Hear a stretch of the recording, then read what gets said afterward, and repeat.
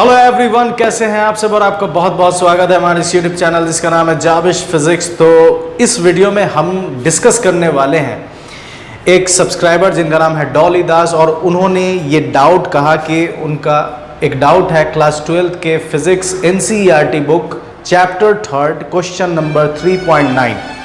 ये Kirchhoff's law के ऊपर बेस्ड क्वेश्चन है। उन्होंने कहा कि ये डाउट है सर मेरा, इस पर प्लीज़ वीडियो बनाएं। तो ये वीडियो है उनके लिए भी और आप सभी लोगों के लिए जिनका ये प्रॉब्लम है, ठीक है। तो यहाँ पर है 3.9। तो चलिए शुरू करते हैं, इसे सॉल्व करते हैं। सबसे पहले ये जो फिगर दिया गया है इसमें आपको निकालना है determine current in each branch, ठीक है। तो यहाँ पर हमें काम ये करना है कि करेंट निकालना है। Determine current in each branch, her branch में करंट हमें निकालना है। तो यहां पर हम काम ये करेंगे कि ये किरचॉफ्स लॉ के ऊपर बेस्ड है, तो किरचॉफ्स लॉ के कुछ कंसेप्ट को हम लोग समझेंगे। किरचॉफ्स लॉ के ऊपर भी मैंने वीडियो बनाया हुआ है, उसका भी लिंक आपको डिस्क्रिप्शन बॉक्स में मिल जाएगा या फिर यहाँ आई बटन पर मिल जाएगा, ठीक है। तो आप जाकर देख सकते हैं। किरचॉफ्स लॉ के दोनों लॉ को बेहतरीन तरीके से है ना इंट्रोड्यूस किया है, समझाया है मैंने, ठीक है। अब यहाँ पर देखिए, तो सबसे पहले हम लोग समझेंगे कि यहाँ पर ये जो फिगर है इसमें आप देख सकते हैं कि 10 ओम, 5 ओम, 5 ओम, 5 ओम और 10 ओम एक ये ब्रांच टाइप का है, और इसमें और यहाँ एक 10 ओम रेजिस्टेंस है। ये 10 वोल्टेज की बैटरी यहाँ पर लगी हुई है, ठीक है। और इसमें आपको बताना है कि करंट कितनी होगी। तो यहाँ पर हम काम ये करते हैं कि सबसे पहले हम इसमें करंट का बंटवारा करेंगे, ठीक है। सबसे पहले हम करंट का बंटवारा करते हैं। तो यहाँ से I करंट जाएगी, ठीक है। I करंट यहां से निकलेगी, यहां से I करंट निकली, यहां भी I करंट ही है। जैसे ही I करंट यहां पहुंची है, इसके पास दो रास्ते हैं। तो एक में I1 करंट यहां चली गई, I2 करंट यहां आ गई, ठीक है। तो ये I1 करंट, ये I1 करंट यहां तक, ठीक है। फिर जैसे ही और ये I2 करंट, यहां भी I2 करंट होगी। अब जैसे ही ये यहां पहुंची, इसके पास दो रास्ते हैं। तो मान लेते हैं कि इस वाले में I3 आ गई है, तो इस वाले में कितनी होगी, तो I1 minus I3, I1 minus I3, ये यहां भी I3 होगी। अब ये दोनों मिलकर यहां पहुंचेगी तो हो जाएगी I2 प्लस I3, फिर ये हो जाएगी I2 प्लस I3 यहां पर, और ये हो जाएगी I1 माइनस I3 यहां पर। अब I1 minus I3, I2 plus I3, minus I3 plus I3 cancel, I1 I2 मिलकर यहाँ पर हो जाएगा I1 प्लस I2, और I1 प्लस I2 मिलकर कितना है, I है, तो वापस I करंट इंटर कर जाएगी, ठीक है। तो ये हमने करंट को डिस्ट्रीब्यूट कर दिया, ठीक है। अब यहाँ पर एक चीज़ समझेंगे कि इस फिगर में सबसे पहले किरचॉफ्स लॉ जो हम लोगों ने पढ़ा था, तो उसमें समझा था कि जंक्शन, ब्रांच और लूप, ये तीन चीज़ है जिसके ऊपर पूरा किरचॉफ्स लॉ बेस्ड है। तो जंक्शन यहाँ पर कौन कौन है, तो हम यहाँ पर जंक्शन लिख लेते हैं। ये सॉल्यूशन हम कर रहे हैं, यहाँ पर हम जंक्शन लिख लेते हैं। तो जंक्शन इस फिगर में कौन कौन है, ए है। जंक्शन उसे कहते हैं जहां पर दो से ज्यादा रास्ते मिलते हो, ठीक है। More than 2 ways at a point intersecting at a point is called junction. यहाँ पर देखिए 3 रास्ते, यहाँ पर भी 3 रास्ते, यहाँ पर भी 3 रास्ते, यहाँ पर भी 3 रास्ते। इसका भी नाम दे देते हैं P और Q, लेकिन ये दोनों जंक्शन नहीं है क्योंकि 2 ही रास्ते हैं यहाँ पर, ठीक है। तो A जंक्शन यहाँ पर है, A B C D, ये 4 जंक्शन। ब्रांच किसे कहते हैं, तो जंक्शन टू जंक्शन। ब्रांच किसे कहेंगे, जंक्शन टू जंक्शन। तो जंक्शन AB ब्रांच हो जाएगा AB, BC, CD और DA, ठीक है। ये 4 जंक्शन है इसमें, ये ब्रांच है इसमें। तो ब्रांच का क्या फायदा है, तो ब्रांच में कंसेप्ट ये है कि जो ब्रांच होगा उस ब्रांच में ब्रांच के हर एक पॉइंट पर करंट एक जैसी होगी। तो देखिए AB के बीच में I1 करंट, यहाँ भी I1 करंट, फिर AD में देखिए यहाँ भी I2, यहाँ भी I2, DC में देखिए I2 plus I3, I2 plus I3, BD में देखिए I3, ठीक है। उसके बाद यहाँ BD रह गया है, BD को भी लिख देते हैं BD, ठीक है। उसके बाद BC, यहाँ भी I1 माइनस I3, यहाँ भी I1 माइनस I3। तो हमने सारा काम यहाँ कर दिया है। अब किरचॉफ्स के सेकंड लॉ को लगाएंगे, लूप रूल, और ये काम करेंगे, ठीक है। तो किरचॉफ सेकंड रूल लगाने के लिए यहाँ पर सबसे पहले हम देखेंगे कि वेरिएबल्स कितने हैं। तो यहाँ पर देखिए वेरिएबल है, एक I1 है, एक I2 है और एक I3 है, 3 वेरिएबल है। तो जितने वेरिएबल होंगे उतना हमको लूप लेना है ताकि हम उतने इक्वेशंस ला सके। तो 3 वेरिएबल है तो 3 लूप लेंगे, ठीक है। तो यहां सबसे पहले हम काम करते हैं इन लूप। सबसे पहले यहां पर अप्लाइंग किरचॉफ्स लॉ, ठीक है, यहां पर लिख लेते हैं applying Kirchhoff's law, applying Kirchhoff's law, ठीक है। किरचॉफ्स लॉ लगा रहे हैं, ठीक है।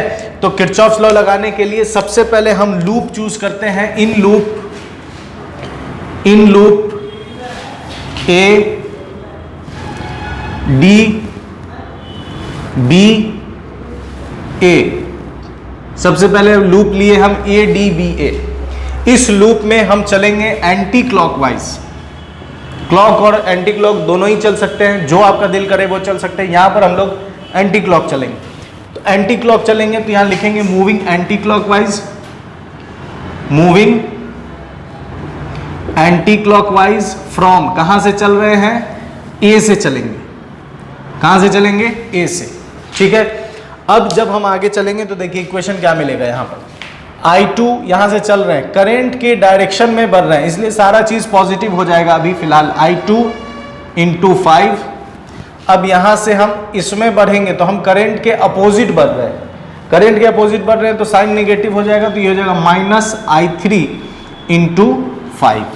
अब यहां से फिर हम यहां से जब B से A की तरफ आएंगे फिर हम करंट के अपोजिट डायरेक्शन में, इसलिए हो जाएगा -I1 into 10 is equal to 0।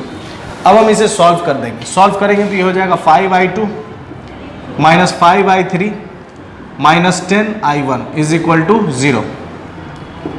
तो 5 अगर हम सब में से कॉमन ले ले तो ये हो जाएगा I2 minus I3 minus 2I1 is equal to 0। 5 common लेकर हमने उधर भेज दिया।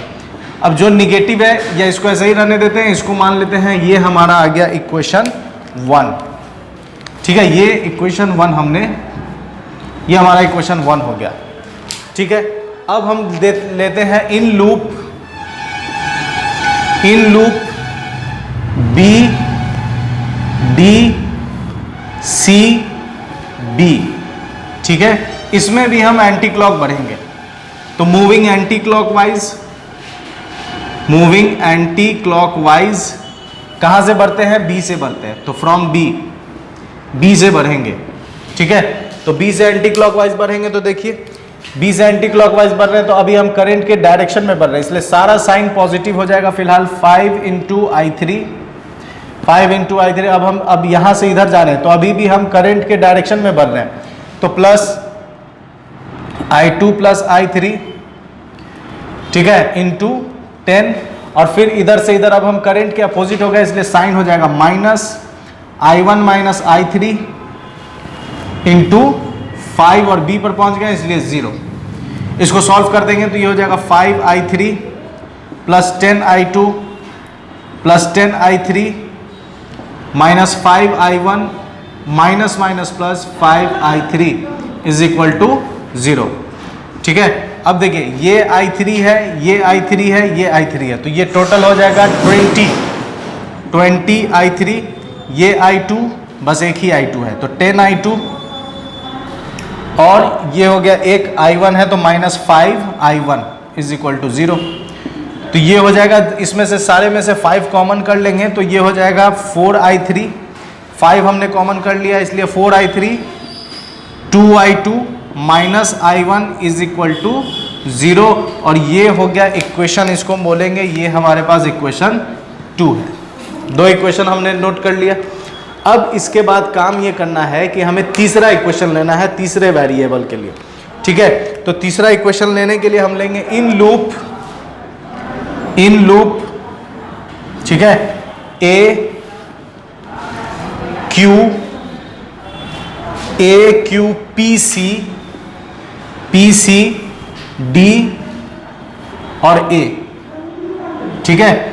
इसमें हम बढ़ेंगे, इसमें भी हम एंटी क्लॉक बढ़ते हैं, ठीक है। इसमें भी हम एंटी क्लॉक बढ़ेंगे तो मूविंग एंटी क्लॉकवाइज कहां से बढ़ा जाए तो फ्रॉम, ठीक है, moving anti clockwise from P से बढ़ते हैं, फ्रॉम P। एंटी क्लॉकवाइज बढ़ रहे हैं कहां से, सॉरी Q से बढ़ते हैं, Q से, ठीक है। एंटी क्लॉकवाइज बढ़ रहे हैं Q से, तो Q से बढ़ेंगे तो फिर से देखिए इक्वेशंस कैसे होंगे। इक्वेशन हो जाएगा Q से बढ़ रहे हैं तो ये करंट के अपोजिट डायरेक्शन में, इसलिए लिखेंगे -10I। फिर बैटरी का पॉजिटिव टर्मिनल पहले मिला है इसलिए साइन EMF का हो जाएगा पॉजिटिव, इसलिए +10। फिर यहां से गए कोई रेजिस्टेंस नहीं, अब फिर हम करंट के अपोजिट बढ़ रहे हैं इसलिए हो जाएगा -I2 + I3 × 10, ठीक है। फिर करंट के अपोजिट बढ़ रहे हैं तो ये हो जाएगा -I2 × 5 और फिर A, और A से फिर Q आ गए तो ये हो जाएगा 0। अब इसे सॉल्व कर देना है, ठीक है। तो सॉल्व करेंगे तो यहां सॉल्व कर दे रहे हैं -10 और I के जगह पर हम I1 + I2 डाल सकते हैं क्योंकि I ही बटकर I1 और I2 हो गया है, इसलिए I के जगह पर हम डाल देंगे I1 + I2, ठीक है। उसके बाद +10, उसके बाद -10, इसको मल्टीप्लाई कर देंगे तो हो जाएगा -10I2 माइनस प्लस -10I3, ठीक है, और -5I2 = 0। अब देखिए इसको मल्टीप्लाई कर दीजिए, -10I1 -10I2 +10 -10I2 -10I3 -5I2 = 0। अब देखिए जो I1 वाला है ये I1 है तो एक ही I1 है इसलिए -10I1, I2 इसमें है, इसमें भी I2 है और ये भी I2 है तो हो जाएगा -25I2। उसके बाद I1 हो गया, I2 हो गया, उसके बाद -10I3 +10 = 0, ठीक है। अब सब में से हम क्या कॉमन कर सकते हैं, ये तीनों निगेटिव है, इसको उधर भेज देंगे तो पॉजिटिव हो जाएगा, तो रिजल्ट आ जाएगा 10I1 + 25I2 + 10I3 = 10। अब इसमें से हम 5 कॉमन कर लें तो ये हो जाएगा 2I1 + 5I2 + 2I3 = 2, और ये हमारा हो जाएगा इक्वेशन नंबर 3। तो 3 इक्वेशन हमने निकाल लिया। अब जब 3 इक्वेशन निकाल लिया है तो तीनों को सॉल्व करेंगे। तो एक हमारे पास इक्वेशन ये है, एक इक्वेशन ये है और तीसरा इक्वेशन ये है। अब देखिए यहां पर हम काम क्या कर सकते हैं, तो हम तीनों इक्वेशन को अगर हम ऑब्जर्व करें तो हम ये काम कर सकते हैं कि हम अगर इसमें 2 से मल्टीप्लाई कर दें, ठीक है, या एक काम कर सकते हैं कि इस दोनों को जोड़ दें अगर, तो यहाँ 2I1 प्लस में है, यहाँ 2I1 माइनस में है, तो इस दोनों में से I1 कैंसिल हो जाएगा। तो ये काम हम कर सकते हैं। तो हम क्या कर रहे हैं, 3 और 1 को ऐड कर रहे हैं, ठीक है। तो 3 और 1 को हम क्या कर रहे हैं, ऐड कर रहे हैं। तो लिख देते हैं यहाँ पर 3 में 1 को ऐड कर रहे हैं, ठीक है। तो जब हम 3 में 1 को ऐड करेंगे तो 3 लिख देते हैं यहाँ पर 2I1 + 5I2 + 2I3 = 2, और 1 ऐड कर देते हैं तो ये हो जाएगा -2I1,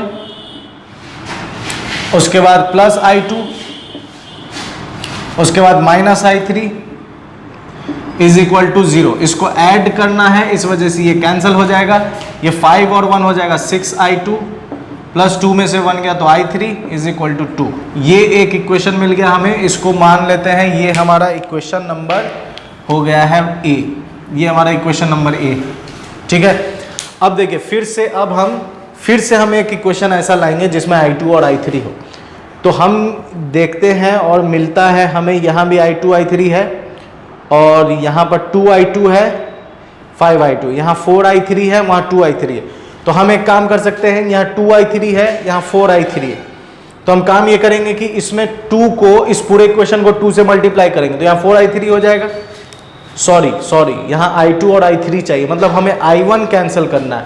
तो यहाँ 2I1 है, यहाँ I1 है, ठीक है। तो हम फिर से ये काम कर सकते हैं कि इस 2 पूरे को मल्टीप्लाई कर दें और 2 से और फिर ऐड कर दें, ठीक है। तो हम क्या करने वाले हैं, देखिए 2 को ये जो इक्वेशन 2 है इसको मल्टीप्लाई करेंगे 2 से, ठीक है, और इसको फिर ऐड कर देंगे किसके साथ, इक्वेशन 3 के साथ। हम ये काम करने वाले हैं।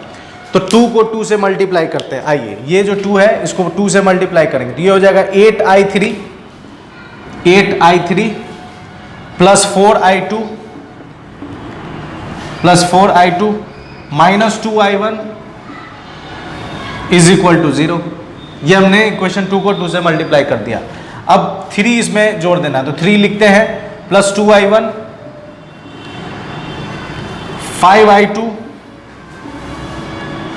5i2 उसके बाद प्लस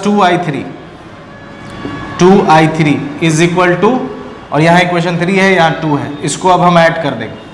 तो ऐड करेंगे तो ये हो जाएगा 10i3, ये हो जाएगा 9i2 और ये कैंसल। ये हमारा हो गया इक्वेशन नंबर बी, इसको मानेंगे इक्वेशन नंबर बी, ठीक है।